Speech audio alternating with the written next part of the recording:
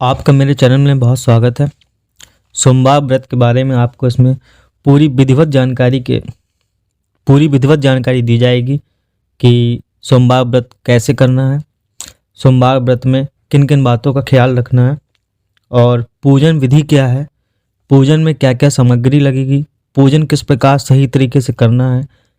कथा में पूजन का कोई विशेष वर्णन नहीं दिया गया है, परंतु इसमें जो आपको जानकारी दी जा रही है वह शिव पुराण से एकत्रित करके दी जाएगी, जिसके कारण आपका यह व्रत, सोमवार व्रत, बहुत ही सुंदर, सरल और फलदायक होने वाला है। तो आपको वीडियो को ध्यान से सुनना है, सारी बातों को समझना है। उसके बाद आखिरी में आपको सोमवार व्रत की कथा सुनने को मिलेगी। कथा अंत में इसलिए सुनने को मिलेगी कि उससे पहले ही सारी बातों को अच्छी तरह समझ लें, सुन लें और उनको अमल कर लें। तो चलिए शुरू करते हैं। सोमवार व्रत की विधि। सोमवार व्रत की विधि, जिस दिन सोमवार हो उस दिन सुबह सूर्योदय से 1 घंटे पहले आप लोगों को उठ जाना है और उसके बाद आपको इस बात का ख्याल रखना है कि जो सोमवार का व्रत होता है ये सिर्फ 3 पहर का होता है। एक दिन में 8 पहर होते हैं, 24 घंटे में 8 पहर होते हैं। एक पहर 3 घंटे का होता है। एक दिन के 8वें हिस्से को पहर बोलते हैं। पहर दिन में व रात्रि में दोनों में होते हैं। सूर्योदय से दिन का पहला पहर प्रारंभ होता है, 3 घंटे का एक पहर होता है। तो गर्मियों में शाम 4 बजे तक और सर्दियों में शाम 4:30 बजे तक व्रत रखना चाहिए। व्रत में फलाहार या पारायण का कोई विशेष नियम नहीं है, किंतु यह आवश्यक है कि दिन रात में केवल एक समय ही भोजन करें। सोमवार व्रत में शिव जी और माँ पार्वती का पूजन करना चाहिए। सोमवार के व्रत 3 प्रकार के होते हैं। साधारण प्रति सोमवार व्रत, मतलब हर सोमवार को, प्रत्येक सोमवार को व्रत किया जाता है। दूसरा सौम्य प्रदोष व्रत और तीसरा 16 सोमवार व्रत। तीनों व्रतों की विधि एक जैसी ही होती है, बस कथा अलग अलग है। शिव पूजन के पश्चात कथा सुननी अनिवार्य है। शिव पूजन के बाद कथा आप सुन भी सकते हैं और पढ़ भी सकते हैं। वैसे आपको अपने अनुभव के अनुसार और जो मैंने लोगों से प्राप्त किया है, मैंने बहुत मेहनत करी है, तब जाकर के मुझे शिव जी के व्रत के बारे में विशेष जानकारियाँ प्राप्त हुई हैं और उसके आधार पर, अनुभव के आधार पर ही आपको इसमें मैं जानकारी दे रहा हूँ जो मैंने जानकारी प्राप्त की है। तो यदि आप कथा को पढ़ते हैं स्वयं तो आपको विशेष लाभ प्राप्त होता है। कथा सुनते हैं तो भी लाभ प्राप्त होता है, पर पढ़ेंगे तो आपको विशेष लाभ प्राप्त होगा। और अगर आप दोनों काम कर लें, कथा सुन भी लें और पढ़ भी लें, तो आपको लाभ प्राप्त होना ही है। अब चलते हैं सोमवार व्रत की सरल पूजा विधि में आपको क्या क्या सामग्री लगेगी, जो सरल भी है। देखिए दोस्तों, ये चंदन जो है, पीला चंदन, सफ़ेद चंदन इसको बोलते हैं। ये सफ़ेद चंदन है और इसका अभी इसमें घिस करके, जिसमें चंदन घिसा जाता है वो बाज़ार में गोल गोल मिलता है, वो हमारे पास नहीं है। पर जो है हम अभी इसमें घिस करके इसका जो है चंदन का लेप तैयार करते हैं, फिर इसको भगवान की पूजा में इस्तेमाल करेंगे। देखिए दोस्तों, इसको घिस करके इसका अच्छी तरह से चंदन तैयार कर लेना है। इसमें आप जो लाल लाल देख रहे हैं, इसमें पहले लाल चंदन घिसा गया था, तो उसमें लाल चंदन लगा तो नहीं है। इसको घिसने में काफ़ी समय लगेगा, पर ये चंदन ओरिजिनल असली चंदन है, तो इसमें बहुत ज़्यादा समय भी नहीं लगेगा। मात्र 60 सेकंड तक अगर आप घिसेंगे तो आपको पूजा में जितना भी चंदन लगना है वो सारा चंदन आपको 60 सेकंड में ही तैयार हो जाएगा। और अगर आप काफ़ी मात्रा में चंदन इकट्ठा करना चाहते हैं तो मुश्किल से आपको 1 से 3 मिनट तक घिसना है और बहुत ताकत भी नहीं लगानी, बहुत हल्के हाथ से घिसा जाएगा और ये सारा चंदन निकल आए, क्योंकि ये असली चंदन है, असली चंदन की लकड़ी है। और इसमें गाढ़ा जैसे हो जाए, आप इसमें थोड़ा पानी मिलाते जाइए और जितना गाढ़ा आपको रखना है आप उतना गाढ़ा, बिल्कुल गाढ़ा भी बना सकते हैं, पर इतना गाढ़ा बनाइए कि आप चंदन को उठा करके लेप कर सकें शिवलिंग पर अच्छी तरह से। शिवलिंग पर, शिव मूर्ति पर या शिव परिवार की प्रतिमा पर, तस्वीर पर। ये बहुत ही प्यारा और सुंदर लेप तैयार हो रहा है। बस ये देखिए दोस्तों, ये चंदन जो है हमारा घिस करके तैयार हो चुका है। अब इसको धीरे धीरे उठा लेते हैं एक साफ कटोरी में। इसको ऐसे करके देखिए, ये इस तरह से उंगली में ले करके ऐसे सारा चंदन आपको एक जगह इकट्ठा कर लेना है और यही पूजन में आपको प्रयोग करना है। और इसमें आपको थोड़ा थोड़ा पानी मिलाकर इसको अच्छी तरह से पूरा चंदन उठा लेना है। फिर उसके बाद आपको, ये तो भोलेनाथ के लिए हो गया, फिर माता के लिए आपको लाल चंदन घिसना है इसी में, या आप अलग से भी घिस सकते हैं। फिलहाल मैं आपको इसी में करके सब दिखाऊंगा, इसलिए मैंने पहले ही सफ़ेद चंदन घिस लिया है इसमें। ये देखिए, हमारे लिए पूजा में इतना ही चंदन प्रयोग में लाया जाएगा, इतने में हमारी पूजा हो जाएगी, इसलिए मैंने इतना ही किया है। और ताज़ा चंदन ही घिस के पूजा में प्रयोग करें तो ज़्यादा उत्तम रहेगा। अब दूसरा चंदन, लाल चंदन घिसते हैं। देखिए, ये है लाल चंदन। ये थोड़ा बड़ा था, इसको काट के छोटा कर लिया ताकि घिसने में आसानी हो। अब इसे घिसेंगे तो इसमें पहले थोड़ा पानी डालेंगे, इसको गीला करेंगे। ये थोड़ा हार्ड है लेकिन ये भी बहुत जल्दी घिस जाता है।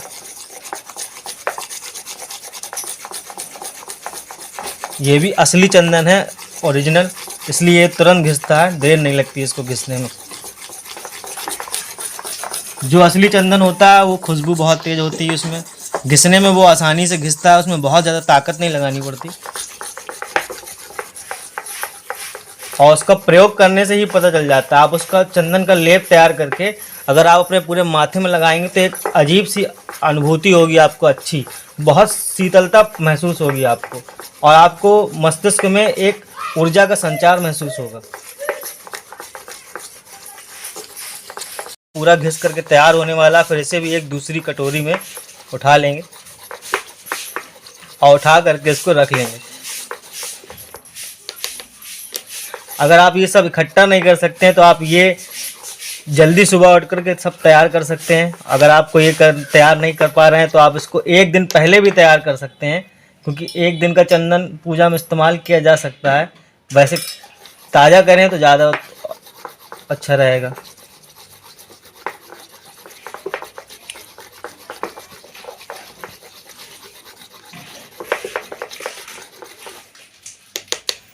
ये देखिए, हमारा लाल चंदन भी घिस करके पूरी तरह तैयार हो चुका है। अब इस लाल चंदन को दूसरी कटोरी में उठा लेंगे ऐसे।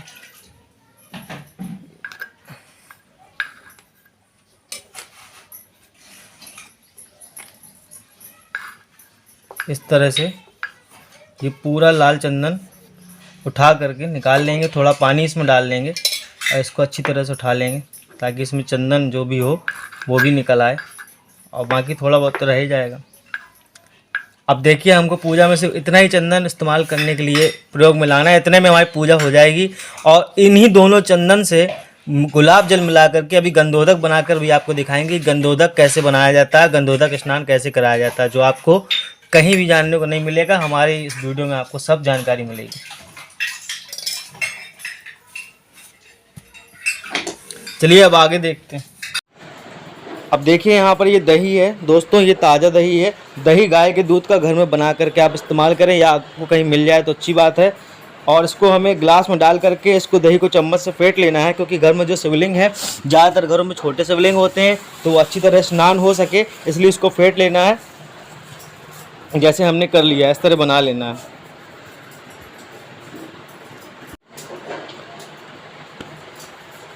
मंदिरों में बड़े शिवलिंग होते हैं, घर में होते हैं छोटे, तो उसके लिए ऐसा लिक्विड ही दही होना चाहिए। अब देखिए, ये जो शक्कर है, हमको ग्लास में इस तरह शक्कर डाल लेनी है, और शक्कर डालने के बाद उसको घोल लेना है, और घोल करके इसका शरबत बना लेना है।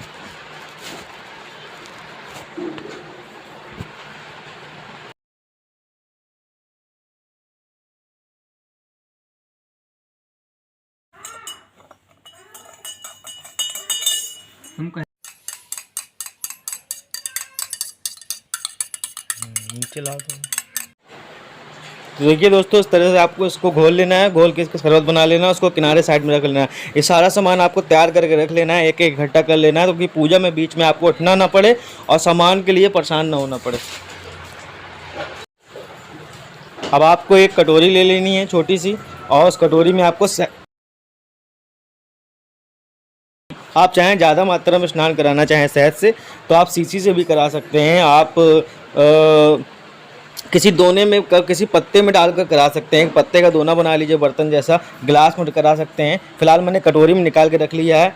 और आपको एक छोटी सी कटोरी में शक्कर निकाल लेनी है। वो आपने सुना होगा बूरा शक्कर आता है एक, जो महीन होता है, वो मिले तो बहुत बेटर होगा, ज़्यादा अच्छा होगा। शक्कर का पाउडर मिल जाए तो भी अच्छा होगा। फिलहाल बूरा शक्कर ज़्यादा बेटर रहता है। ये देखिए, ये जो है गंधोदक बना रहे हैं। ये हल्दी है, शुद्ध साफ हल्दी है, बिल्कुल थोड़ी सी हल्दी की आवश्यकता है। ये थोड़ी सी हल्दी हो गई। इसमें अब ये चंदन है, ये शुद्ध चंदन है, अभी तैयार किया हुआ। ये थोड़ा सा करीब इतना चंदन की आवश्यकता पड़ेगी। इतना चंदन ले लेना है और इसमें चंदन लगा लेना है, रख लेना है। सफ़ेद चंदन था वो, अब ये लाल चंदन है। ये लाल चंदन भी ले लेना है और इसमें ऐसे करके अच्छी तरह से मिला देना है लाल चंदन।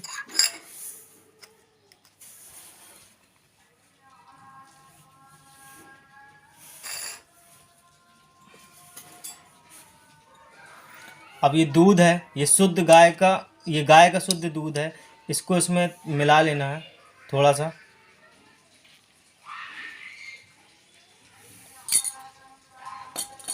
और इसको अच्छी तरह से घोल के इसका घोल बना लेना है। ये गंधोदक तैयार हो चुका है। सारे स्नानों के बाद अंतिम में ये गंधोदक स्नान कराया जाएगा, उसके लिए तैयार हुआ।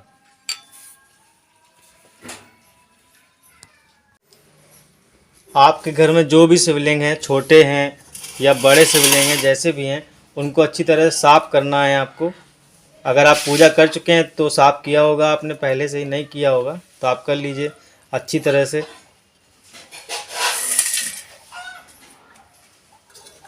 शिवलिंग पूजन से पहले शिवलिंग की सफाई आवश्यक है।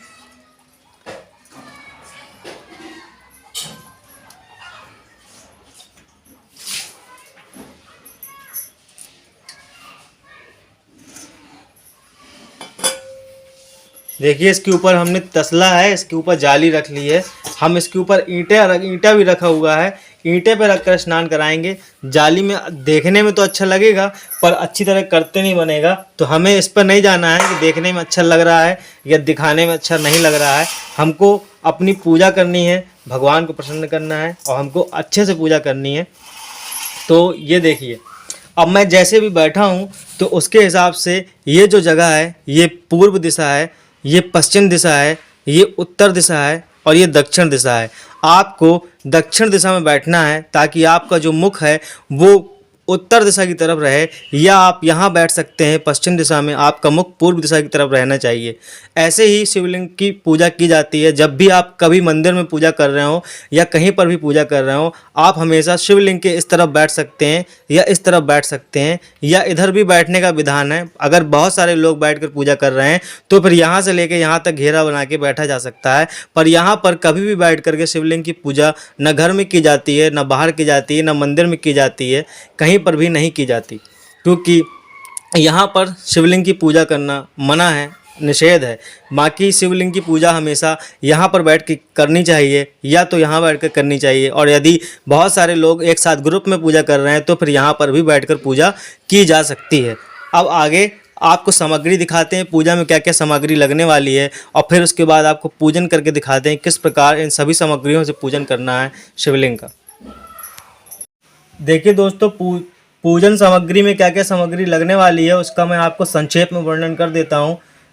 सबसे पहले तो आपको देखिए फूल माला, बेल पत्री और फूल लगेंगे। तो वो ये रहे, इसमें बेल पत्री है, धतूरा है, दूबा घास है, मंदार के पुष्प हैं, गेंदा के पुष्प हैं, और ये जो है धतूरे का फूल है, और इस तरह से सूरजमुखी का और तमाम फूल हैंगे। इसमें आप केवड़े का फूल नहीं इस्तेमाल कर सकते, केतकी केवड़े को बोलते हैं, उसका वर्जित है। बाकी आप इस्तेमाल कर सकते हैं। ये हो गया, माला इस्तेमाल करेंगे आप, और गुलाब के फूल कर सकते हैं। और ये सफ़ेद चंदन आपको दिखाया ही था पहले, आपको दोबारा दिखा रहे हैं। ये सफ़ेद चंदन पूजा में अभी इस्तेमाल होगा, और ये लाल चंदन यह भी पूजा में इस्तेमाल होगा। और ये जो है हम लोगों ने अभी गंधोदक बनाया था, ये गंधोदक भी अभी पूजा में स्नान कराने के बाद इस्तेमाल होगा। यह सब सामग्री इस्तेमाल होने वाली है। और ये देखिए हमारे पास ये एक तांबे का लोटा है। इस तांबे के लोटे से भगवान को स्नान कराएंगे। अभी ये तांबे का लोटा, इस तांबे के लोटे में केवल जल से ही स्नान कराना है। दूध, दही, घी, शहद आदि को तांबे के लोटे में डाल करके स्नान नहीं कराना। उसके लिए कोई दूसरा बर्तन इस्तेमाल करना है। तांबा, कांसा, पीतल आदि का इस्तेमाल नहीं करना है, क्योंकि इन बर्तनों में दही आदि को रखने से उसके जो है गुण समाप्त होने लगते हैं, वह विषाक्त होने लग जाता है, इसलिए ऐसा नहीं किया जाता। ये हमारा लोटा हो गया। शुद्ध जल हमारे पास मौजूद है। और ये देखिए, ये गाय का दूध है। ये इतना दूध से काम चल जाएगा। ये शुद्ध दूध है, यानी कि गाय का ही दूध है और कोई दूध नहीं है। ये दूध हो गया आपका। ये दही है। इस दही को हमने अच्छी तरह से फेंट करके मुलायम कर लिया, ताकि जो है ये अच्छी तरह हमें पूजा करने में, आप वीडियो बनाने के लिए, आपको दिखाने के लिए आराम हो जाए और पूजा करने में भी हमको आराम रहे। ताकि उस तरह दही के थक्के थक्के गिरेंगे, मज़ा नहीं आएगी। वो बड़ा सा शिवलिंग हो, बहुत बड़ा मंदिर में, तो वहाँ पर वो ठीक रहता है। और ये देखिए, ये शक्कर है। इस शक्कर को हमने इसमें घोल करके जल में मिला करके इसको सीरा बना लिया था। इसको शर्करा शरबत बनाया हुआ बोलते हैं। और जो शर्करा स्नान के लिए बोला जाता है, शर्करा शक्कर को बोलते हैं। ये भूरे का भी स्नान करा सकते हैं, भूरे का ज़्यादा उचित रहता है, उससे कराने में आसानी रहती है। ये शक्कर थोड़े मोटे दाने होते हैं। ये शर्करा हो गया, इससे भी स्नान कराएंगे भगवान को। और ये शहद हो गया, इस शहद से भी भगवान को स्नान होगा। और उसके बाद बीच बीच में शुद्धोदक स्नान होगा। अब हमारे पास सिर्फ एक चीज़ की कमी रह गई, जो हमको ध्यान में नहीं रहा, हम भूल गए। पर आप लोग मत भूलिएगा कि हम शुद्ध गाय का घी लाना भूल गए। हमारे पास घी उपलब्ध नहीं है, तो घी के स्थान पर हम जल से स्नान कराएंगे। ऐसी भावना, ऐसी कामना कर लेंगे कि हमने घी से स्नान करा दिया है, और हम भावना कर रहे हैं, कामना कर रहे हैं और जल से स्नान करा रहे हैं। इसलिए भगवान से क्षमा प्रार्थना कर लेंगे, क्षमा मांग लेंगे, तो भगवान हमें क्षमा कर देंगे, क्योंकि भगवान पर विश्वास ही सब काम करता है। अब आगे आपको दिखाई दिया। और ये जनेऊ बहुत अनिवार्य है, आवश्यक है। ये आपको जितने भी व्रत आप रखने वाले हैं, कोई सा भी व्रत रखिए, चाहे सोमवार का व्रत रखिए, चाहे 16 सोमवार का व्रत रखिए, या फिर आप प्रदोष व्रत रखिए, हर व्रत में यह जनेऊ अनिवार्य रूप से शिव जी को अर्पित किया जाता है। यह बहुत आवश्यक है। ये बहुत महंगा नहीं मिलता, बहुत सस्ता मिल जाता है, 5-10 रुपये का मिल जाता है बाज़ार में। और उसके बाद ये वस्त्र देखिए, आप चाहें तो भगवान को साड़ी धोती ला करके भगवान को समर्पित कर सकते हैं। ये मैं रुमाल लेकर आया हूँ आप लोग को पूजा करके दिखाने के लिए। ये बिल्कुल नया रुमाल है। भगवान को हमेशा नए वस्त्र ही समर्पित किए जाते हैं। यदि आपके पास वस्त्र ना हो तो उसके बाद अलग विधान है पूजा का, उसमें जब आपके पास सामग्री न हो तो। यदि आपके पास ज़्यादा अधिक धन है तो आप यही सामान को, मतलब रुमाल की जगह पर अच्छी धोती दे सकते हैं। बहुत ज़्यादा धन है तो और अच्छी धोती समर्पित कर सकते हैं। ये जो है लाल रंग का रुमाल है, एक वस्त्र है रुमाल के बराबर का। यह माता के लिए है, माँ को अर्पित किया जाएगा। फिर उसके बाद जब ये सब पूजन हो जाएगा तो ये जो रुमाल आदि वस्त्र है, यह सामग्री किसी पंडित जी को दक्षिणा, पूजा में जो हम दक्षिणा निकालेंगे वह दक्षिणा के साथ यह सामग्री दक्षिणा के साथ पंडित जी को दे देंगे, या पंडित जी को मिल जाएगी। पंडित जी के उपयोग की जो वस्तु होगी वो उसे उपयोग कर लेंगे। और उसके बाद यदि उपयोग की नहीं है तो सारी वस्तुएं जो पूजा में हम उपयोग नहीं कर सकते हैं तो उनको नमस्कार करके आदर सम्मान पूर्वक और उन्हें जल में विसर्जित कर देना चाहिए। जैसे शिवलिंग पर चढ़ा हुआ जल, फूल माला आदि है सब कुछ। और आगे आपको देखिए, यह मिठाई हो गई, मिष्ठान। यह पेड़े हमने घर पर बनाए हैं। अगर आप जानना चाहते हैं कि इस तरह पेड़े कैसे, हम लोग हमेशा सोमवार की पूजा करते हैं, भगवान शिव की और माँ की पूजा हमारे घर में हमेशा होती है। हम लोग शिव भक्त ही हैं और हम लोग सिर्फ शिव जी की और माँ की ही पूजा करते हैं। और यह सारा सामग्री जो है प्रसाद हम अपने घर पर ही अपने हाथों से सब बना के तैयार करते हैं। और यह सब सामग्री कैसे ये पेड़े बनते हैं, इसका अगर आप वीडियो देखना चाहते हैं तो लिंक आपको डिस्क्रिप्शन में मिल जाएगी, आप चेक कर सकते हैं।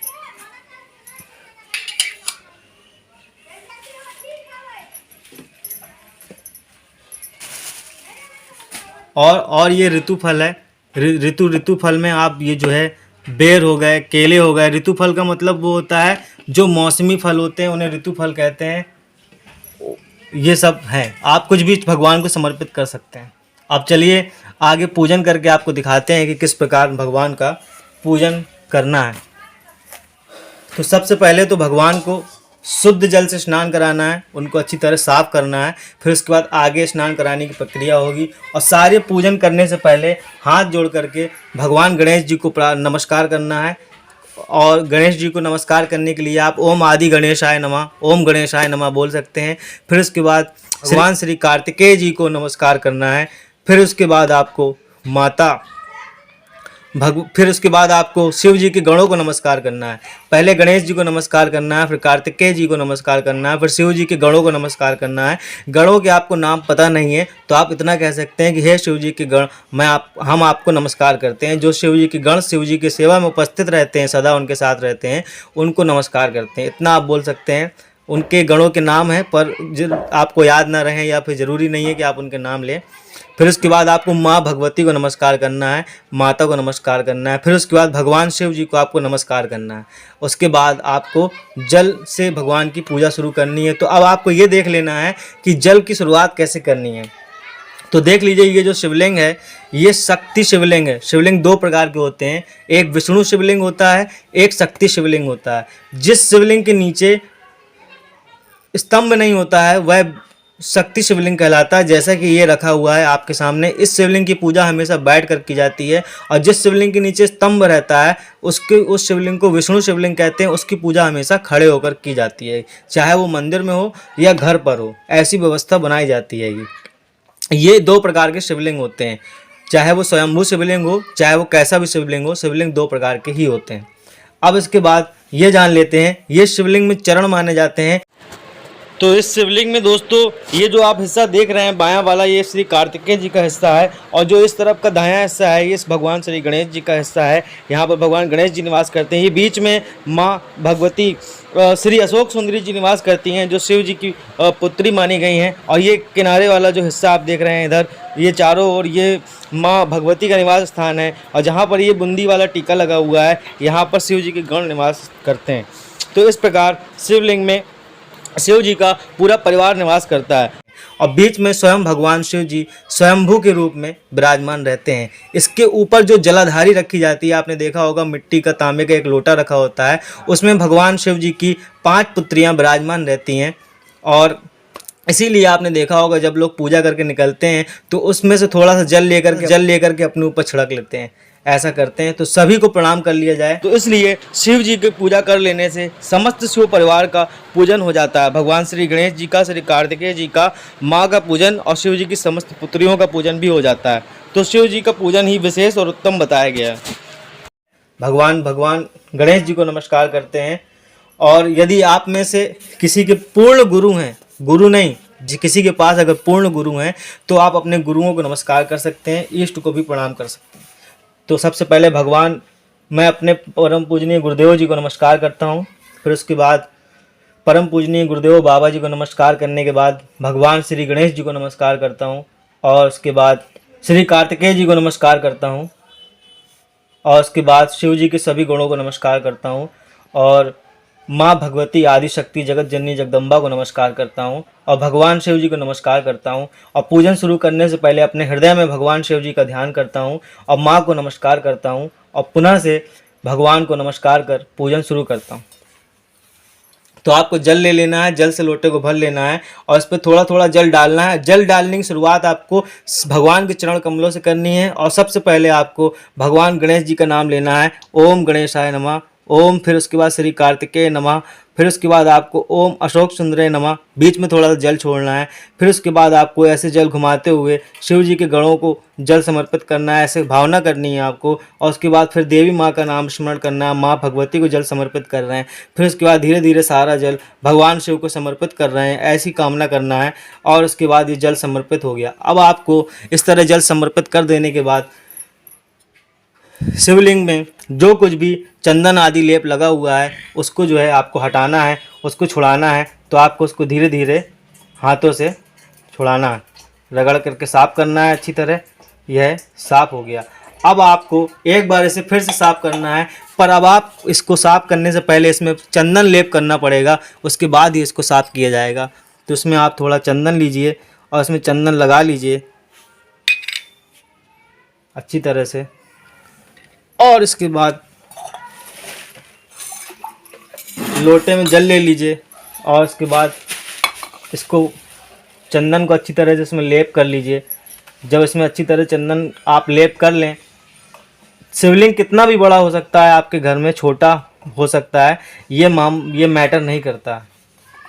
और उसके बाद आप इसमें शिवलिंग को जल से, ये शुद्धि सफाई के लिए है ताकि शिवलिंग अच्छी तरह से साफ हो जाए, ऐसा किया जाता है। यह जल समर्पित हो चुका है। अब इतना हो जाने के बाद शिवलिंग में स्नान कराने के लिए पहले पंचामृत बना लेते हैं, किसी बर्तन में, किसी कटोरी में बना लेते हैं। तो पंचामृत बनाने के लिए देखिए आपको क्या करना है। मेरे पास घी नहीं है तो घी आपको मैं बता ही चुका हूँ। तो उसके लिए आपको सबसे पहले तो इसमें थोड़ा सा दही मिला लेना है। ये कटोरी में मैंने दही निकाल लिया। इसके बाद आपको इसमें थोड़ी सी शक्कर मिला देनी है। इसके बाद आपको इसमें थोड़ा सा शहद मिला देना है।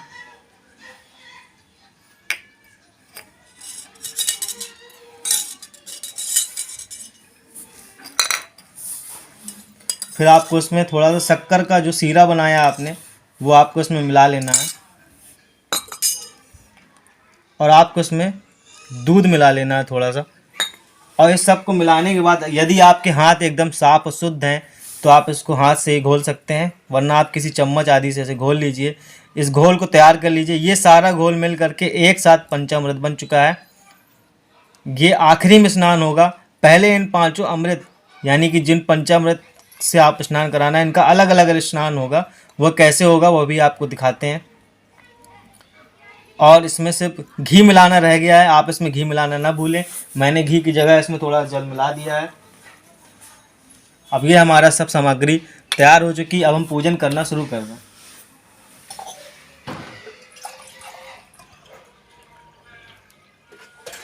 तो सबसे पहले एक लोटा भर के जल लेंगे और पतली सी जल की धारा बनाते हुए भगवान को जल समर्पित करेंगे। तो उसी तरह शुरुआत करेंगे। दोनों हाथों से लोटे को अच्छी तरह पकड़ लेंगे। ओम गणेशाय नमः, ओम श्री कार्तिकेय नमः, ओम नमः। आप चाहें तो केवल ओम नमः शिवाय का जप करते हुए, यानी कि सिर्फ ओम नमः शिवाय बोलिए और भावनावश करते जाइए कि भगवान गणेश जी को प्रणाम कर लिया, कार्तिकेय जी को कर लिया, और सिर्फ ओम नमः शिवाय बोलते जाइए। इस विधान से भी पूजन कर सकते हैं। यह विधान भी शिव पुराण में वर्णन है। ओम नमः शिवाय, ओम नमः शिवाय, ओम नमः शिवाय, ओम नमः शिवाय।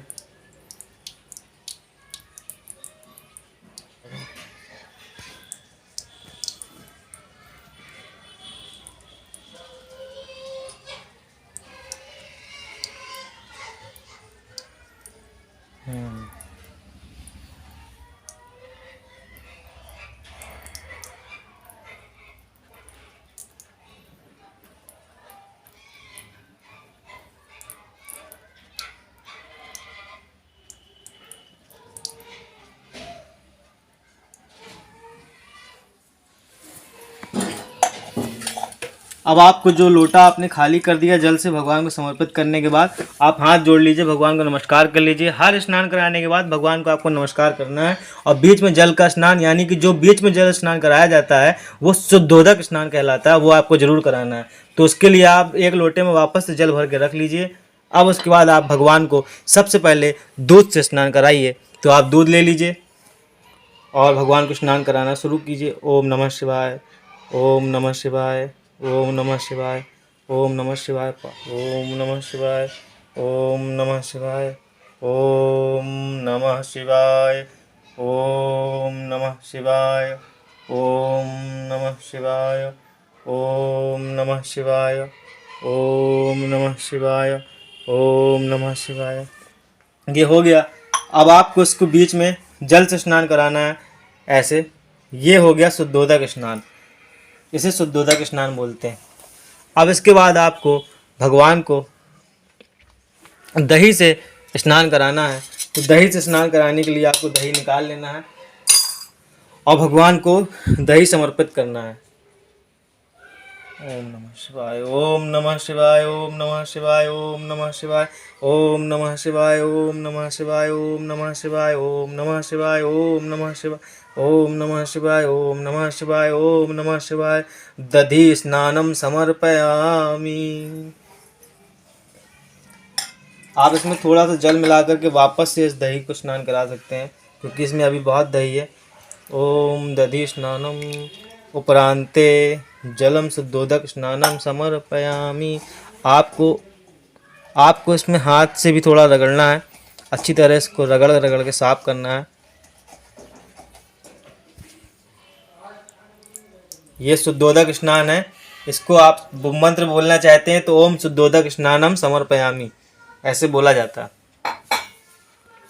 बहुत सारे मंत्र होते हैं भगवान की पूजा करने के, मुझे सभी आते हैं, परंतु बहुत 5-6 साल करीब 10 साल तक भगवान शिव के व्रत के बारे में जानकारी इकट्ठा करते करते ये एकदम सरल और कारगर विधि अपनाने को मिली है, जो मुझे बहुत मेहनत से प्राप्त हुई है।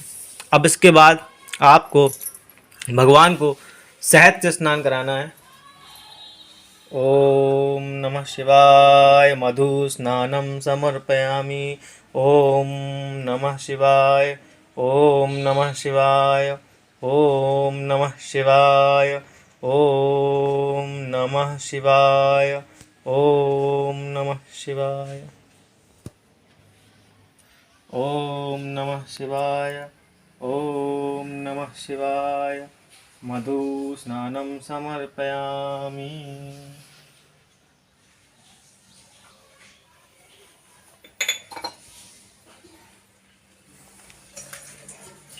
अब इसके बाद आपको भगवान को फिर से शुद्धोदक स्नान समर्पित करना है। उसके लिए आपको जल ले लेना है और शुद्धोदक स्नान भगवान को समर्पित करना है, और जो बर्तन आपके खाली होते जा रहे हैं उन्हें आप किनारे रखते जाना है।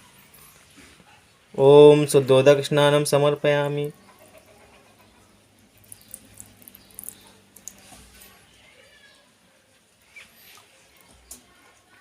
आप हाथ से अच्छी तरह साफ भी कर सकते हैं।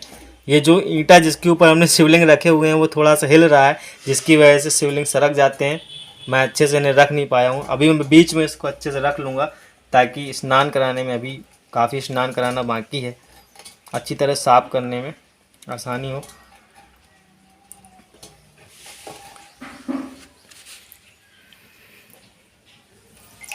ये जो है शुद्धोदक स्नान भगवान को हो गया। अब इसके बाद आपको भगवान को शर्करा का स्नान कराना है, यानी शक्कर से स्नान कराना है। शक्कर या भूरा जो कुछ भी है आपको स्नान कराना है। तो ये शक्कर है, शक्कर ले लेंगे और उसके बाद आपको ओम नमः शिवाय बोलते हुए भगवान को शक्कर ऐसे समर्पित कर देनी है। ये शक्कर स्नान हो गया। और उसके बाद आपको कुछ नहीं करना है, धीरे से इसमें थोड़ा सा ऐसे हाथ लगा लेना है, ऐसे करना है। इसके बाद आपको धीरे से ऐसे इसमें हाथ लगा लेना है, ऐसे करना है, इसका ध्यान रखिए। और उसके बाद इसमें जल समर्पित करना है, ऐसे समर्पित कर दीजिए। ये शुद्धोदक स्नान के लिए है जल, तो ये शुद्धोदक स्नान के लिए जल समर्पित हो गया भगवान को।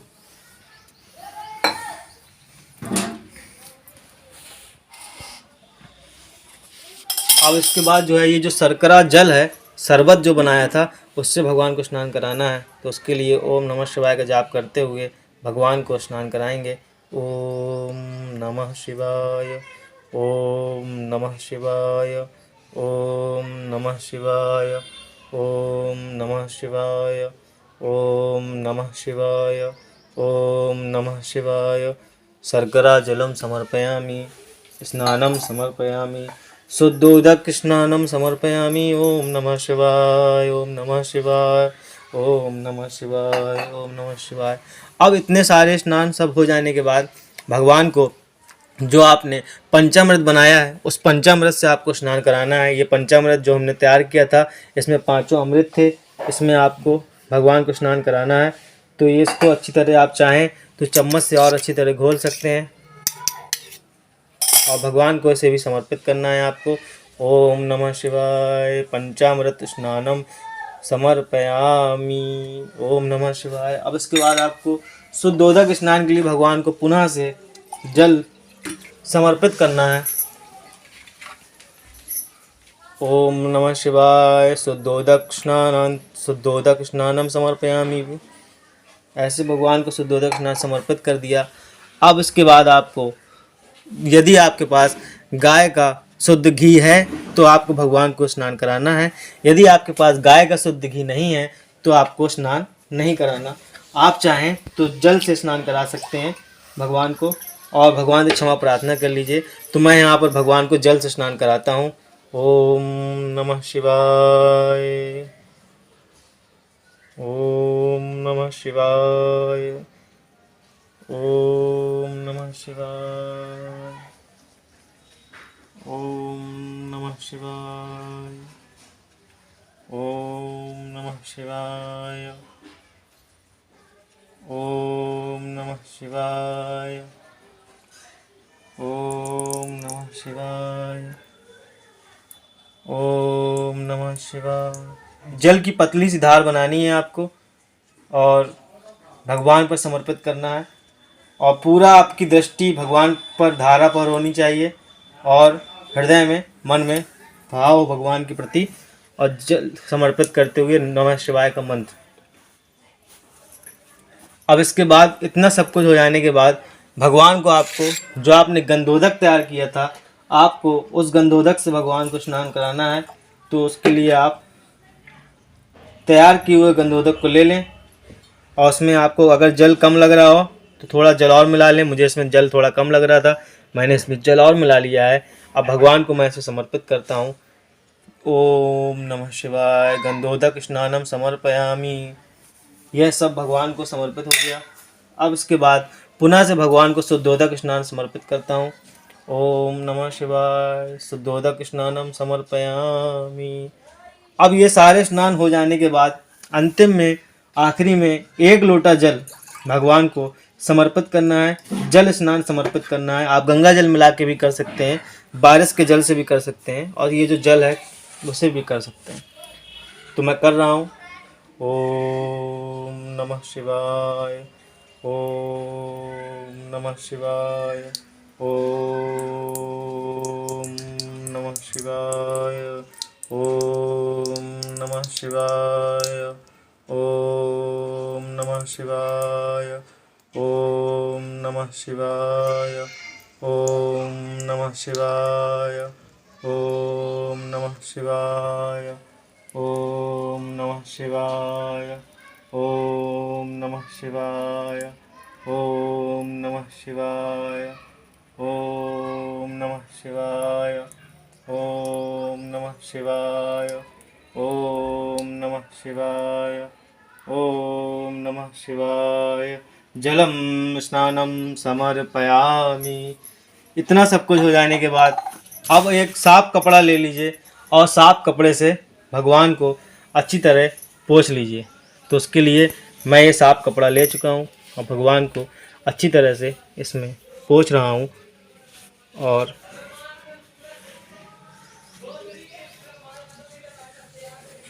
ये मैंने अच्छी तरह से अपने महादेव जी को, भोलेनाथ जी को पोंछ करके तैयार कर लिया। अब चलिए इनको रख करके आगे पूजा विधि करते हैं। इसको हटा लेते हैं, फिर वीडियो बनाते हैं। इस तरह से सारा इंतजाम कर लिया। अब यहाँ पर ऐसे एक तो थाली रख लेनी है और थाली रखने के बाद आपको इसको अच्छी तरह से सजाना है। तो सजाने के लिए आप जो है इसमें जो बेलपत्री होती हैं इस तरह, उन बेलपत्रियों को ऐसे ऐसे तोड़ लीजिए, चाहे वो कटी फटी हो चाहे कैसी भी हो, क्योंकि आप सजाने के लिए इस्तेमाल कर रहे हैं। तो आप उनको ऐसे यहाँ पर अच्छी तरह सजाने के लिए प्रयोग मिला सकते हैं और बहुत सुंदरता से इसको अच्छी तरह आप सजा सकते हैं। तो इस तरह से आप इसमें बेलपत्री तोड़ तोड़ करके लगाते जाइए किनारे किनारे। ये देखने में अच्छी भी लगेंगी और सजावट भी हो जाएगी। और जो बेलपत्री बिल्कुल सही हो वही भगवान शिव जी को समर्पित की जाएगी। और बेलपत्री समर्पित करने का तरीका भी आपको बताएंगे कि भगवान को कैसे बेलपत्री समर्पित करनी है। ये सही है। तो इस तरह से देखिए ये किनारे किनारे लगती जा रही हैं, ये देखने में भी अच्छी लग रही हैं। और भगवान शिव जी की और माँ की पूजा में हमेशा एक बात का विशेष ध्यान रखना चाहिए, चाहे कैसे भी करके, कैसे भी का मतलब फूलों से, फूलों की पत्तियों से, पंखुड़ियों से, कैसे भी भगवान की प्रतिमा आदि आसपास सब सजावट की जाती है अच्छी तरह, इसका विशेष ध्यान रखा जाता है। इस तरह से सजाना है। अब इसके बाद ये फूल है, जैसे कि बहुत सारे फूल ज़्यादा हैं आपके पास तो आप बहुत सारे फूल लगा सकते हैं। जैसे कि ये हम रख रहे हैं यहाँ पे फूल। एक हमने ऐसे रखा, एक हमने ऐसे रखा फूल, एक ऐसे रखा, एक ऐसे रखा। इस तरह से हमने फूल रख लिए। और उसके बाद जो है अब भगवान को फूलों का आसन देना है। तो ये आसन तो तैयार हो गया, पर उसमें भी हमें पुष्प भगवान के लिए जो है वो फूलों के मतलब आसन तैयार करना है। तो आपको इस तरह से गुलाब की पंखुड़ियाँ तोड़ लेनी है, गेंदे की पंखुड़ियाँ तोड़ लेनी है, और इस तरह सब तोड़ करके आपको इकट्ठा कर लेनी है और ऐसे इसमें आराम से यहाँ पर बिखरा लेनी है ऐसे। और ये जो है खूब सारी यहाँ बिखरा करके इसको आपको अच्छी तरह से ऐसे सजा लेना है। और फिर उसके बाद आपको जो भगवान हैं आपके उनको यहाँ पे विराजमान करना है, पर उसके पहले आपको विशेष कार्य करना है।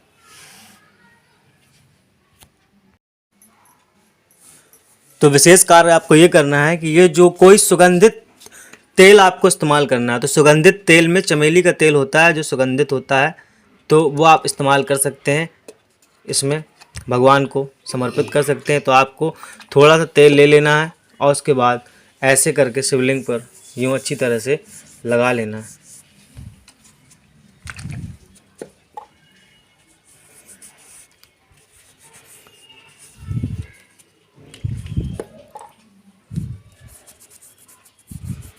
इससे आपके दो काम हो जाएंगे। यदि आपके पास कोई सुगंधित इत्र नहीं है तो आपको वो लगाने की आवश्यकता नहीं पड़ेगी और दोनों काम आपके हो जाएंगे।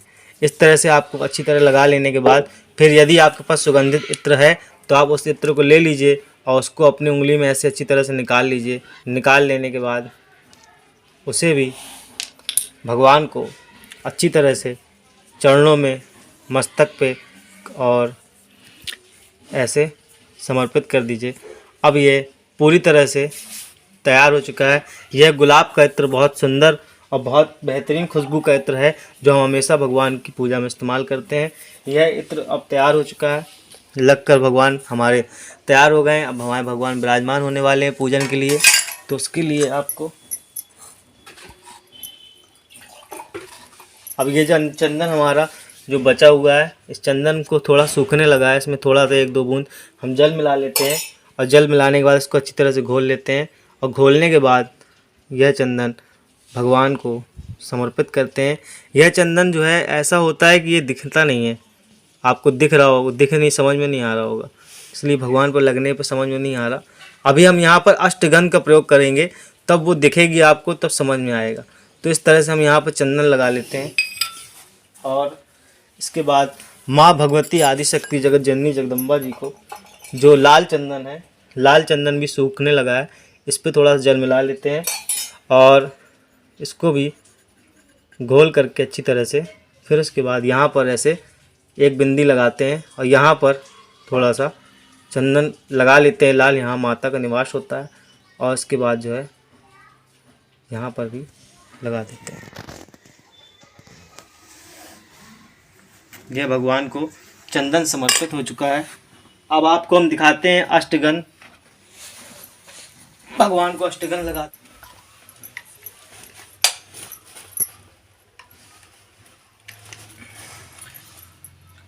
ये देखिए दोस्तों मित्रों, ये केसर चंदन है, इससे भी भगवान की पूजा होती है। ये अष्टगंध है, केसर और चंदन युक्त अष्टगंध है। ये जो है अलग अलग कलर में भी आता है। मैं इसे निकाल रहा हूँ, इसे अभी पानी मिला करके और इसको घोल करके तैयार करता हूँ ताकि हमारे भगवान और सुंदर लगे। क्योंकि भगवान शिव जी की पूजा में जितना आप भगवान को सजा सकते हैं, कैसे भी सजा सकते हैं, जो पूजा में सामग्री इस्तेमाल की जा सकती है उन सामग्रियों का उपयोग करके गुलाल का भी उपयोग किया जाता है भगवान की पूजा में। यह कोई ज़रूरी नहीं है कि आप केवल शिवरात्रि पर ही ऐसी पूजा करें। यदि आपके पास पैसे हैं, धन है और आपकी कोई कामना नहीं है तो आप भगवान की ऐसी पूजा रोज़ भी कर सकते हैं।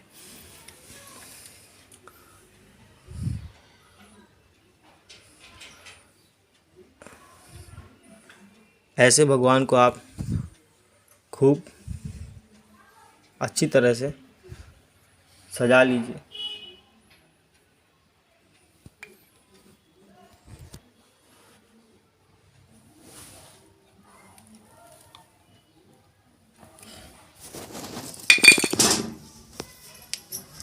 अब देखिए दोस्तों, एक और है यहाँ पर अष्टगंध। ये भी जो है अष्टगंध है, चंदन का है, पर इसका थोड़ा सा रंग अलग है। यह लाल रंग का है, वो वाला जो है थोड़ा केसरिया रंग का था। चलो एक एक चंदन मित्रों देखिए, ये है, ये जो है अयोध्या की मिट्टी वाला है। ये चंदन आपने देखा होगा, ये इसको अयोध्या की मिट्टी का चंदन बोलते हैं।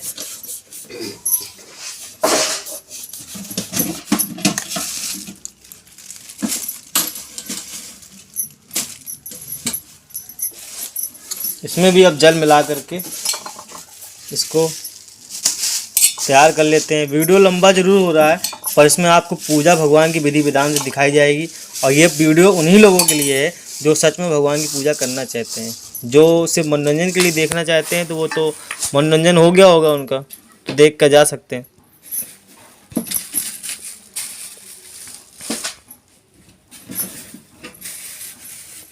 क्योंकि हमें तो अपनी पूजा भगवान की करनी है, फिर भी हम आप लोगों के लिए वीडियो बना रहे हैं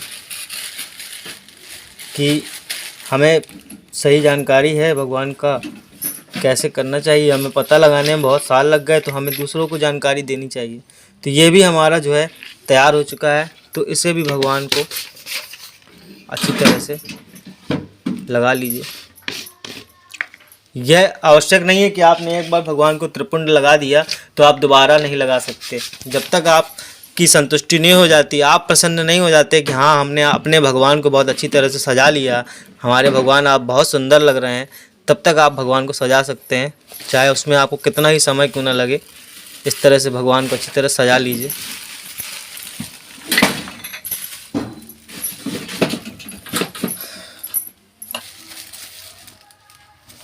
अब देखिए मित्रों, ये जो है इसमें जो है जो चंदन था वो ये वाले चंदन की मैंने पहले आपको ये डिब्बी दिखाई थी, उसमें ये वाला चंदन था। और ये जो डिब्बी खाली हो गई तो हमने इसमें अबीर रख ली है, तो मैंने आपको दिखा दिया। देखिए इसमें लिखा हुआ है, आप पढ़ सकते हैं। इसमें लिखा है अयोध्या धाम की पवित्र माटी से निर्मित नंद किशोर जी का अष्टगंध महाराजा चंदन। तो ये जो है अष्टगंध महाराजा चंदन था, जो अभी भगवान को हमने समर्पित किया था। इससे निकाल करके भगवान को समर्पित किया था। आप अच्छी तरह देख लें, इससे बहुत अच्छी खुशबू भी आती है और ये खुशबू बहुत देर तक रहती है। अब ये अबीर है, तो ये अबीर भगवान को समर्पित करना है, लेकिन उससे पहले अब हम भगवान को विराजमान कराएंगे। तो हम भगवान को अपने अच्छी तरह संभालते हुए यहाँ पर विराजमान कर देते हैं। यह हमारे पुष्पों पे आसन पे भगवान शिव जी महाराज विराजमान हो गए हैं। बोलिए भगवान शिव जी की जय हो। अब इनको हम थोड़ा सा भगवान को अबीर भी लगाएंगे ताकि हमारे भगवान और ज़्यादा अधिक सुंदर दिखाई देने लगे। तो हम इनको थोड़ा सा भगवान को अबीर भी लगाते हैं।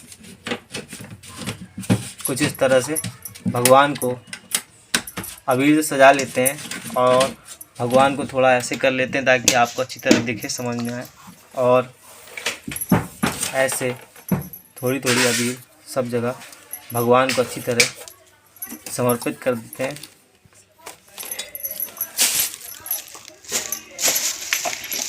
अब ये सब कुछ समर्पण हो जाने के बाद अब भगवान को एक अच्छी सी बेलपत्र ढूंढ लेते हैं, जो कहीं से कटी फटी ना हो, एकदम बिल्कुल सही बेलपत्र हो। जैसे कि आप ये बेलपत्र देख सकते हैं, ये बेलपत्र पूरी तरह से सही है। पर आपको इस बेलपत्र को चढ़ाने से पहले कुछ बातों का ध्यान रखना पड़ेगा कि ये जो आप बेलपत्र का डंठल देख रहे हैं, इसका ये जो भाग है, इस भाग को आपको यहाँ से तोड़ लेना है। मतलब ये तीनों हिस्से जहाँ से जुड़े हैं, इसके थोड़े से पीछे से आपको इसको ऐसे नाखून लगा के ऐसे करके इसको तोड़ के अलग कर देना है। ये बेलपत्र नहीं चढ़ाया जाता, इस तरह तोड़ कर ही चढ़ाया जाता है। और बेलपत्र को आपको इन 3 उंगलियों से पकड़ना है। ये देख लीजिए, ये अंगूठा, ये अनामिका उंगली, ये दोनों उंगली आपको हटा लेनी है। और उसके बाद इन 3 उंगलियों से ही पकड़कर आपको बेलपत्र को भगवान शिव जी को समर्पित करना है। और ये जो चिकना वाला हिस्सा है, यह भगवान के ऐसे यूँ ऐसे रखना है। तो आप देखिए कैसे भगवान को बेलपत्र समर्पित करते हैं। और ओम नमः शिवाय बोल के भगवान को इस प्रकार आपको बेलपत्र समर्पित करना है।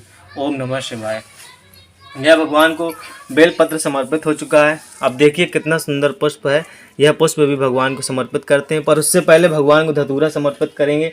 अब आप देख सकते हैं कि ये धतूरा है, इसमें कांटे होते हैं। तो धतूरा भगवान को ऐसे दूर से समर्पित करेंगे, भगवान पर नहीं अर्पित करेंगे, क्योंकि इसमें कांटे हैं। हमारे भगवान को कांटे नहीं चुभने चाहिए। हमें भगवान सारे सुख प्रदान करते हैं, उन्हें कांटा नहीं चुभना चाहिए। तो इस प्रकार से भगवान को ऐसे दूर से दिखाकर यह धतूरा समर्पित करेंगे। यह धतूरा भगवान को इसलिए समर्पित किया जाता है क्योंकि भगवान जो शिव जी हैं वह संहार करता है, अर्थात उनके कहने का ये अर्थ ये है कि वो जितने भी दुर्गुण द्वेष होते हैं ये विष के समान होते हैं, जो मनुष्य जीवन की प्रकृति को रोकते हैं, प्रगति नहीं होने देते, उत्थान नहीं होने देते और दिमाग बुद्धि सब जकड़ के रखते हैं और जो है मोह माया में फंसा के रखते हैं, और जिसकी वजह से मनुष्य की बुद्धि नहीं काम करती और वह साफ दृष्टि नहीं होती, वो समझ नहीं पाता कि असलियत क्या है, क्या करना चाहिए क्या नहीं करना चाहिए। तो इस प्रकार से यह प्रतीक मात्र है कि भगवान जो है शिव जी ही एक ऐसे हैं जो सभी प्रकार के दुर्गुणों को अपने में समाहित कर लेते हैं और उनका विनाश हो जाता है। इसलिए यह प्रतीक के रूप में भगवान को समर्पित किया जाता है। भगवान शिव जी परम पवित्र हैं और भगवान शिव जी बहुत दयालु हैं। तो ये भगवान को आप पुष्प अर्पित करते हैं। ये पुष्प बड़ा सुंदर लग रहा है और ये भगवान को ऐसे समर्पित करते हैं। और उसके बाद देख सकते हैं आप, ये धतूरे का पुष्प है। आपने ना देखा हो तो आप देख लीजिए, धतूरे का पुष्प ऐसा होता है। और ये धतूरे का पुष्प 3 रंग का होता है। ये बैगनी है, सफ़ेद भी होता है और एक काला भी होता है। काला वाला रेयर होता है और ये आपको अक्सर मिल जाएगा। तो यह धतूरे का पुष्प भी भगवान को ऐसे यहाँ पर रख करके समर्पित करते हैं। अब उसके बाद जो धान है हमारे पास, इस धान को भी भगवान को समर्पित करते हैं। और उसके बाद ये पुष्प और भगवान को यहाँ पे समर्पित करते हैं। अब उसके बाद ये तो पूरा सज गया, समर्पण तो हो गया। अब असली पूजा शुरू होती है। तो असली पूजा शुरू होने में क्या होगा वो आप देखते जाइए। तो सबसे पहले तो आपको भगवान गणेश जी का स्मरण करना है और ओम गणेशाय नमः बोलते हुए यहाँ पर ये दूर्वा समर्पित कर देनी है। यदि आपके पास दूर्वा नहीं है तो आप एक पुष्प भी समर्पित कर सकते हैं, और दूर्वा है तो दूर्वा और पुष्प या पुष्प की पंखुड़ियाँ दोनों समर्पित कर सकते हैं। ओम गणेशाय नमः ऐसे। अब इसके बाद ओम श्री कार्तिकेय बोलते हुए आप यहाँ पर फिर से पुनः से पुष्प की पंखुड़ियाँ या पुष्प समर्पित कीजिए। ओम श्री कार्तिकेय नमः या ओम नमः शिवाय बोलकर भी आप समर्पित कर सकते हैं। अब आप देख सकते हैं ये मंदार का पुष्प है। यह अभी पूरी तरह से खिल नहीं पाए हैं, ये खिलने से पहले। अब ओम श्री कार्तिकेय भगवान को समर्पित करने के बाद अब आपको भगवान के शिव जी के गणों को पुष्प समर्पित करना है, या पुष्प की पंखुड़ियाँ हैं तो वो समर्पित करना है। तो ओम भगवान शिव जी को ओम नमः शिवाय बोलते हुए ऐसी कामना कीजिए कि आप शिव जी को गणों को समर्पित कर रहे हैं, तो आपको यहाँ पर समर्पित करना है। इस तरह से समर्पित हो गया। अब इसके बाद माँ आदि शक्ति, जगत जननी, जगदम्बा, माँ पार्वती, भगवती, भवानी, जो भी सब अलग अलग नामों से माँ को पुकारते हैं, तो उनको इस प्रकार से इन 3 उंगलियों से पुष्प लेकर के माँ को ऐसे यहाँ पे समर्पित करना है। ओम नमः शिवाय बोलकर ही समर्पित करना है। अब भगवान शिव जी को आपको इस प्रकार यहाँ से पुष्प, जो भी पुष्प आपके पास हो, ले करके यहाँ पे ऐसे छुला करके यहाँ रख सकते हैं अगर जगह नहीं है तो, वरना यहाँ पे समर्पित करना है। अब ये सब को समर्पित हो चुके हैं अच्छी तरह से, अब कुछ भी नहीं रह गया। अब आगे पूजन शुरू करना है। अब ये जो जनेऊ है, इस जनेऊ को देख लीजिए। इस जनेऊ को आपको ऐसे करके खोल लेना है, फिर उसके बाद आपको उसको ऐसे अच्छी तरह खोल लेना है। जब ये जनेऊ ऐसे खुल जाएगा तो आपको इसको ऐसे ऐसे कर लेना है। ऐसे करने से ये जनेऊ सीधा रहेगा और इधर उधर नहीं होगा। और इसके बाद आपको ये जनेऊ भगवान को इस प्रकार समर्पित कर देना है ऐसे। और भगवान को जनेऊ समर्पित करने के बाद भगवान से प्रार्थना करनी है कि हे भगवान, उपवस्त्र और वस्त्र के रूप में मैं आपको यह वस्त्र समर्पित करता हूँ। दोनों को ही एक में स्वीकार करने की कृपा कीजिए। मैं आपको धन्यवाद करता हूँ और इसे स्वीकार कर लीजिए। मैं आपको धन्यवाद करता हूँ। और भगवान को इस तरह से वस्त्र को आप खोल करके यूँ समर्पित कर दीजिए। अच्छी तरह ऐसे समर्पित कर दीजिए। इसके बाद माता के लिए भी इसी तरह प्रार्थना कर लीजिए कि माँ, मैं आपके लिए यह सुंदर वस्त्र लेकर आया हूँ। मैं यही लाने योग्य था, आपकी कृपा और आशीर्वाद से मैं ये लाया हूँ। प्रेम सहित आपको समर्पित कर रहा हूँ और निवेदन है माता कि इसको स्वीकार कर लीजिए। और उसके बाद यह भी माँ को इस प्रकार समर्पित कर दीजिए। आप एक साथ भी नैवेद्य समर्पित कर सकते हैं। आप चाहें तो अलग अलग भी समर्पित कर सकते हैं। मैं यहाँ पर आपको एक साथ ही नैवेद्य सबके लिए समर्पित करके दिखा रहा हूँ। यहाँ पर मैंने सारा नैवेद्य निकाल लिया है। यह मिठाई हो गई, और उसके बाद जो है ये हमारे ऋतुफल बेर आदि हो गए, और ये हमारा केला आदि हो गया। यह सब मैं एक साथ ही रख रहा हूँ और एक साथ ही सब समर्पित करने वाला हूँ भगवान को। और उसके बाद और थोड़ी सी मिठाई यहाँ रख लेते हैं। और उसके बाद भगवान को जल समर्पित करने के लिए इस समय मैं कोई चीज़ नहीं लिए हूँ, तो मैं इस कटोरी में ही भगवान को जल समर्पित करूँगा। तो उसके लिए इसको यहाँ पर रख लेता हूँ। और उसके बाद यह फल आदि को भी यहाँ पर रखना है, तो उसको रख लेंगे। और उसके लिए इसमें पहले थोड़ा सा जल निकाल लेते हैं।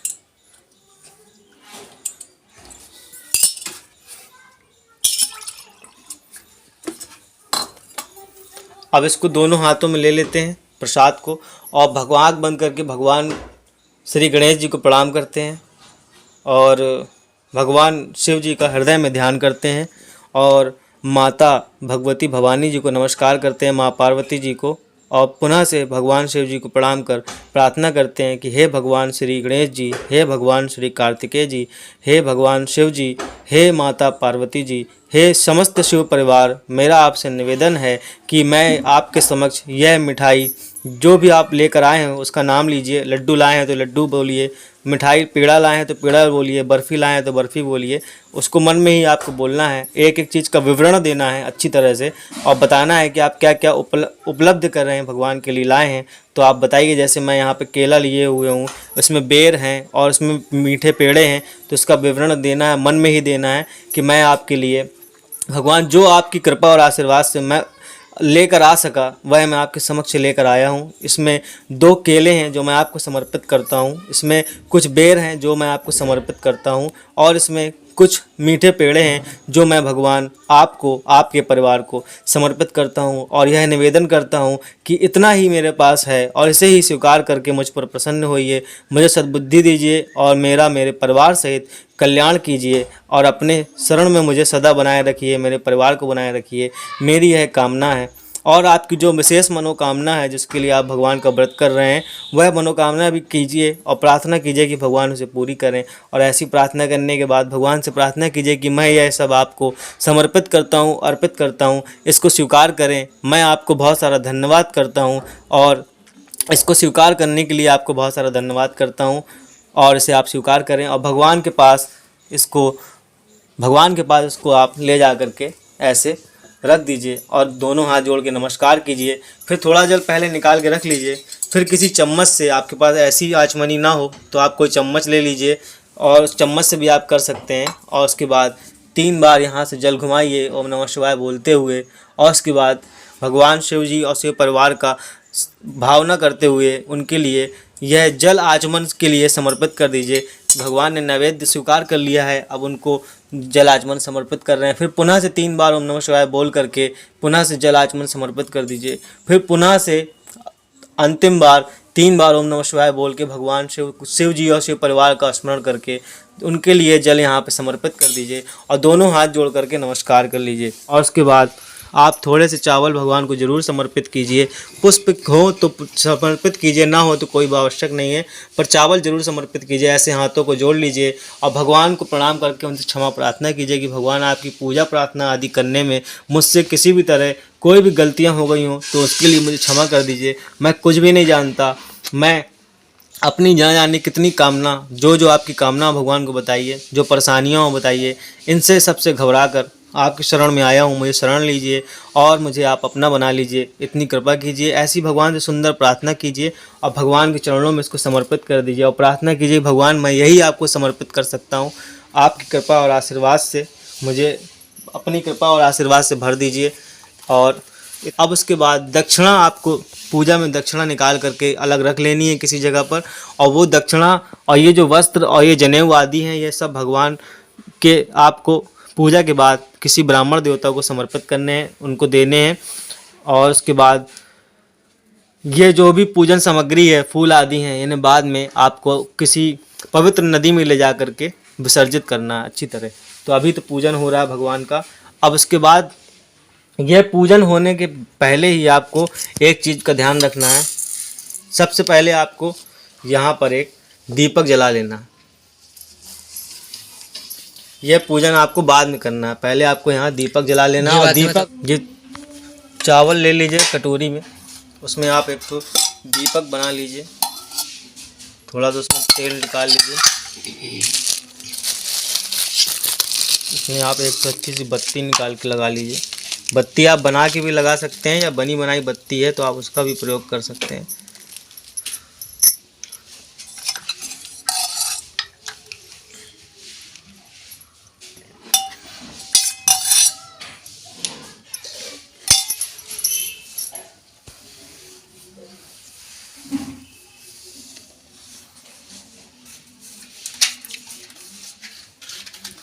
और ओम नमः शिवाय बोल करके इस दीपक ज्योत को आपको प्रज्वलित कर लेना है और पूरी पूजा के दौरान इसको आपको प्रज्वलित करके कहीं पर भी आप रख सकते हैं। पास में रखें तो ज़्यादा अच्छा है।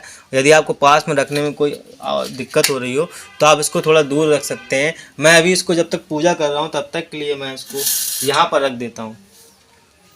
मैं इनको यहाँ पर ऐसे एक अच्छा सा आसन दे करके रख देता हूँ और इनको थोड़ा सा हल्दी चंदन टीका कर लेना है, थोड़ा सा इनको पुष्प समर्पित कर देना है इस तरह से, और उसके बाद प्रणाम कर लेना है, हाथ जोड़ लेना है। जब आपका पूरा पूजन हो जाए कहीं पर भी, या आपका अगर मन हो तो आप इसको यहाँ पर भी रख सकते हैं। मैंने इसको देखिए अब यहाँ पर रख दिया है तो इसको यहाँ पर रख सकते हैं। पहले वहाँ रखा हुआ था, अब यहाँ पर रख सकते हैं। तो इस प्रकार से भगवान को सारा सब कुछ समर्पित कर दिया है। अब इसके बाद आप भगवान की आपको कथा अच्छी तरह से पढ़ लेनी है। इसी तरह बैठ करके कथा, आप कोई सुनने वाले हैं तो कथा सुन सकते हैं, और यदि नहीं है तो आप ऐसी कामना कीजिए कि भगवान शिव जी और उनका पूरा परिवार बैठ करके आपकी कथा सुन रहा है, जो आप कथा सुना रहे हैं, कथा बाँच रहे हैं। और सोमवार कथा प्रारंभ। एक बहुत धनवान साहूकार था जिसके घर धन आदि किसी भी प्रकार की कमी नहीं थी, परंतु उसको एक दुख था कि उसके कोई पुत्र नहीं था। वह इसी चिंता में रात दिन रहता था और वह पुत्र की कामना से प्रति सोमवार को शिव जी का व्रत और पूजन किया करता था तथा सायंकाल को शिव मंदिर में जाकर शिव जी के श्री विग्रह के सामने दीपक जलाया करता था। उसके इस भक्ति भाव को देखकर एक समय श्री पार्वती जी ने शिव जी महाराज से कहा कि महाराज, यह साहूकार आपका अनन्य भक्त है और सदैव आपका व्रत और पूजन बड़ी श्रद्धा भावना से करता है। इसकी मनोकामना पूर्ण करनी चाहिए। इतना सुन शिव जी ने कहा, हे पार्वती, यह संसार कर्म क्षेत्र है। जिस प्रकार किसान खेत में जैसा बीज बोता है वैसा ही फसल काटता है, उसी तरह इस संसार में जैसा कर्म करते हैं वैसा ही फल भोगते हैं। पार्वती जी ने अत्यंत आग्रह से कहा, महाराज, यह आपका अनन्य भक्त है और इसको यदि किसी प्रकार का दुख है तो उसको अवश्य दूर करना चाहिए, क्योंकि आप सदैव अपने भक्तों पर दयालु होते हैं और उनके दुखों को दूर करते हैं। यदि आप ऐसा नहीं करेंगे तो मनुष्य आपकी सेवा तथा व्रत क्यों करेंगे। पार्वती जी का ऐसा आग्रह देख शिव जी महाराज कहने लगे, हे पार्वती, इसके कोई पुत्र नहीं है। इसी चिंता में यह अति दुखी रहता है। इसके भाग्य में पुत्र न होने पर भी मैं इसको पुत्र की प्राप्ति का वर देता हूँ, परंतु पुत्र केवल 12 वर्ष तक जीवित रहेगा। इसके पश्चात वह मृत्यु को प्राप्त हो जाएगा। इससे अधिक मैं और कुछ इसके लिए नहीं कर सकता। यह सब बातें वह साहूकार सुन रहा था। इससे उसको न कुछ प्रसन्नता हुई न ही दुख हुआ। वह पहले जैसे ही शिव जी महाराज का व्रत और पूजन करता रहा। कुछ समय व्यतीत हो जाने पर साहूकार की स्त्री गर्भवती हुई और 10वें महीने उसके गर्भ से अति सुंदर पुत्र की प्राप्ति हुई। साहूकार के घर में बहुत खुशी मनाई गई, परंतु साहूकार ने उसकी केवल 12 वर्ष आयु जान कोई अधिक प्रसन्नता प्रकट नहीं की और न ही किसी को भेद ही बतलाया।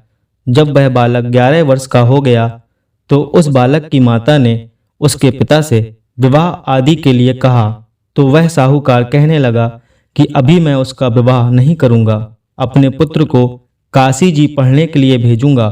फिर साहूकार ने अपने साले अर्थात बालक के मामा को बुलाकर बहुत सारा धन देकर कहा, तुम बालक को काशी जी पढ़ने के लिए ले जाओ और रास्ते में जिस स्थान पर भी जाओ, यज्ञ करते हुए ब्राह्मणों को भोजन कराते हुए जाओ। वह दोनों मामा भांजे यज्ञ करते और ब्राह्मणों को भोजन कराते जा रहे थे। रास्ते में उनको एक शहर पड़ा। उस शहर में राजा की कन्या का विवाह था और दूसरे राजा का लड़का जो विवाह कराने के लिए बारात लेकर आया था, वह एक आंख से काना था। उसके पिता को इस बात की बड़ी चिंता थी, कहीं वर को देखकर कन्या के माता पिता विवाह में किसी प्रकार की अड़चन पैदा न कर दे। इस कारण जब उसने अति सुंदर सेठ के लड़के को देखा तो मन में विचार किया कि क्यों न दरवाजे के समय इस लड़के से वर का काम लिया जाए। ऐसा विचार कर वर के पिता ने उस लड़के और उसके मामा से बात की तो वे राजी हो गए और उस लड़के को वर के कपड़े पहना तथा घोड़ी पर चढ़ा दरवाजे पर ले गए और सब कार्य प्रसन्नता से पूर्ण हो गया। फिर वर के माता पिता ने सोचा कि यदि विवाह कार्य भी इसी लड़के से करा लिया जाए तो क्या बुराई है। ऐसा विचार कर लड़के और उसके मामा से कहा, यदि आप फेरों का और कन्यादान के कार्य को भी करा दें तो आपकी बड़ी कृपा होगी और मैं इसके बदले में आपको बहुत कुछ धन दूंगा। तो उन्होंने स्वीकार कर लिया और विवाह कार्य भी अच्छी तरह से संपन्न हो गया।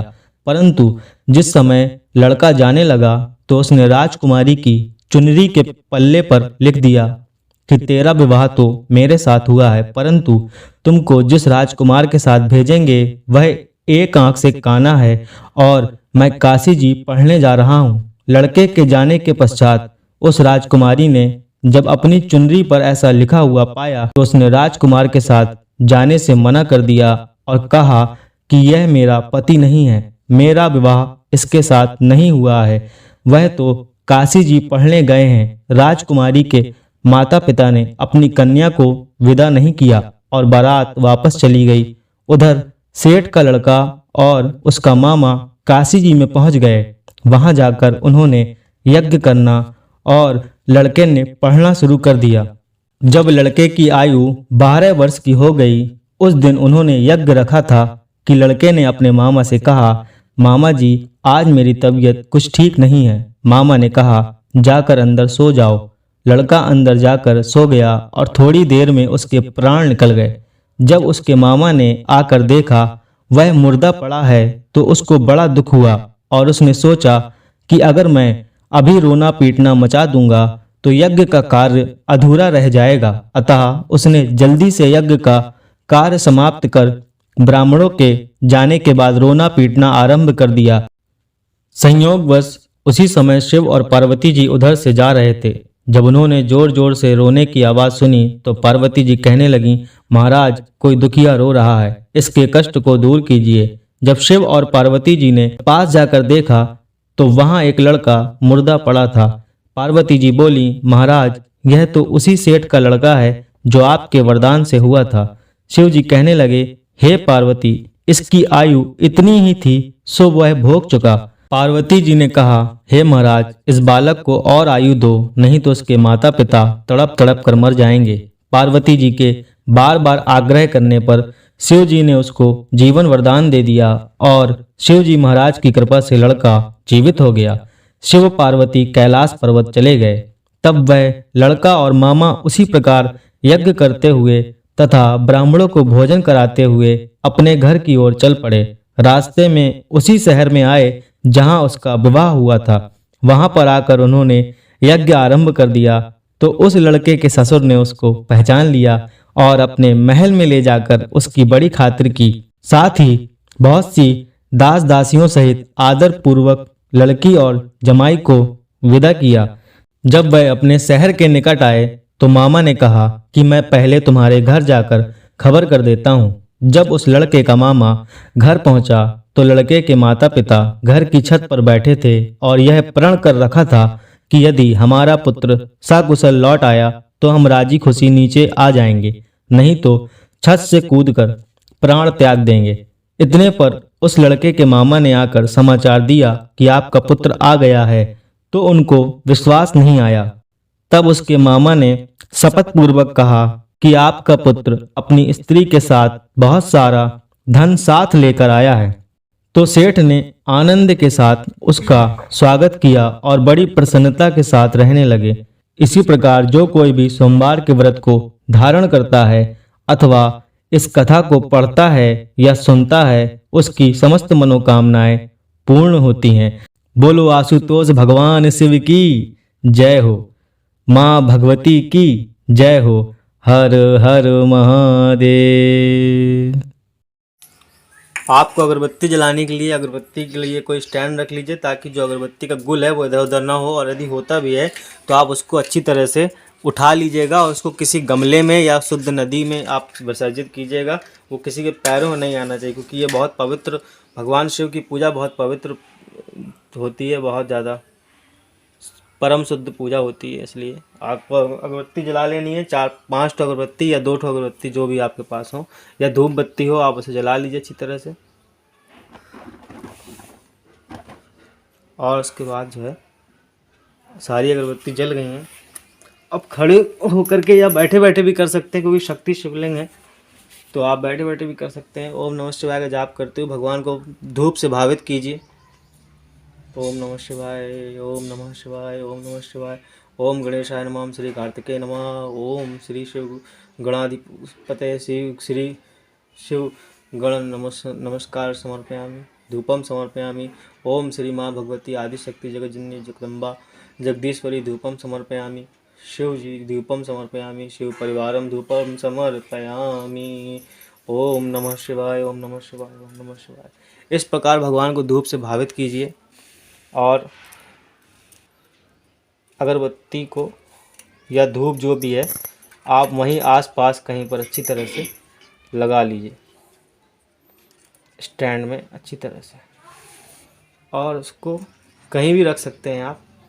मैं इनको यहाँ पर रख देता हूँ।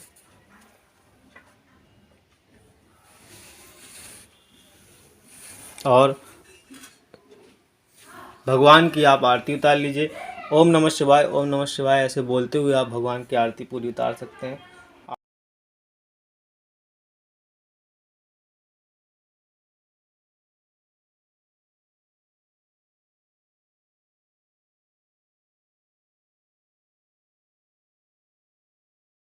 आरती उतार लीजिए। आरती उतार लेने के बाद आपकी पूजा पूरी कंप्लीट हो जाती है। फिर आपको भगवान को नमस्कार कर लेना है, प्रणाम कर लेना है, आरती से इस प्रकार जल उतार लेना है और आपकी पूजा पूरी हो गई। तो ऐसे ओम नमः शिवाय बोल के आपको 3 बार आपको जल उतार लेना है। फिर उसके बाद भगवान को आपको आरती दे देनी है, फिर स्वयं आरती ले लेनी है।